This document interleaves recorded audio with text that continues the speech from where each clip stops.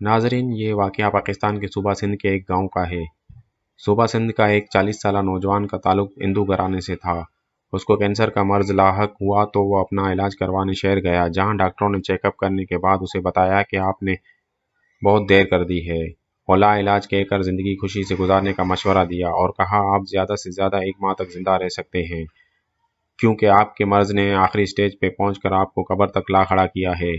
वो नौजवान हारे हुए जुआरी की तरह अपने कमरे में दाखिल हुआ और बेड पर लेटकर सोच में गुम हो गया कि अब मैं कुछ ही दिनों का मेहमान हूँ। उसकी बीवी उसके साथ प्यार मोहब्बत की बातें करने लगी, लेकिन मियाँ की अदम दिलचस्पी बांप गई। इसरार करने पर शौहर ने बताया कि उसको ब्लड कैंसर है जो आखिरी स्टेज पर है। बीवी ने ये सुना तो मुस्कुराकर बोली कि आप ऐसे ही परेशान हो रहे हैं, ब्लड कैंसर भी भला कोई बीमारी होती है। मैं आपको एक ऐसी चीज़ पिला सकती हूँ जिसके पीने से आप मुकम्मल तौर पर सेहतयाब हो जाएंगे, लेकिन मेरे साथ एक वादा करना होगा कि आप जब भी सेहतयाब होंगे तो मैं आपको जो कहूँगी वो आपको करना पड़ेगा, चाहे आपकी रज़ा हो या ना हो। उसकी बीवी ने कहा कि बोलिए, क्या आप तैयार हैं? शौहर हैरान हुआ कि जिस बीमारी का इलाज दुनिया के किसी डॉक्टर के पास नहीं, उसका इलाज मेरी बीवी के पास कैसे आ गया? उसके हाथ कौन सा अलादीन का चिराग लग गया है? शौहर ने ना चाहते हुए भी वादा कर लिया।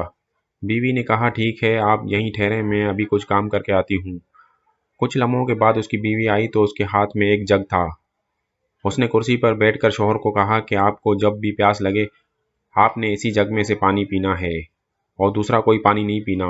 उसके शौहर को जब भी प्यास लगती तो बीवी के दिए हुए जग में से पानी पीता, जो कि उसकी बीवी रोज़ उस जग में पानी भरकर रखती थी। बीवी को ना जाने क्या एतमाद था कि उसके शौहर के आखिरी स्टेज के कैंसर की ज़रा भी फिक्र नहीं थी और वो कैंसर को कोई मर्ज ही नहीं समझ रही थी। उसके शौहर को रह रह कर ख्याल आ रहा था कि 1 महीना के बाद वो मर जाएगा और जिंदा रहने के कोई चांस नहीं। कुछ दिन गुजरने के बाद उस नौजवान ने खुद में वाज़ेह तब्दीलियां महसूस की।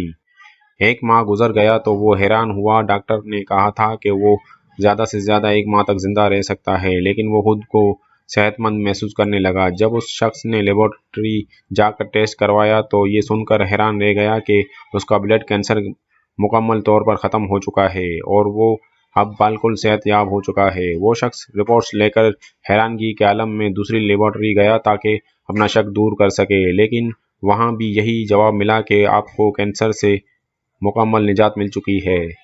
उस नौजवान ने 4 अलग अलग लैब से टेस्ट करवाया, लेकिन वहाँ भी रिपोर्ट्स बिल्कुल दुरुस्त थीं। वो नौजवान दौड़कर घर आया और खुशी से बीवी को कहा कि उसके पानी ने तो कमाल कर दिया। उस पानी के पीने के बाद खुद को मुकम्मल तौर पर सेहतमंद महसूस कर रहा है और लैब की रिपोर्ट्स के मुताबिक कैंसर से मुकम्मल निजात मिल चुकी है।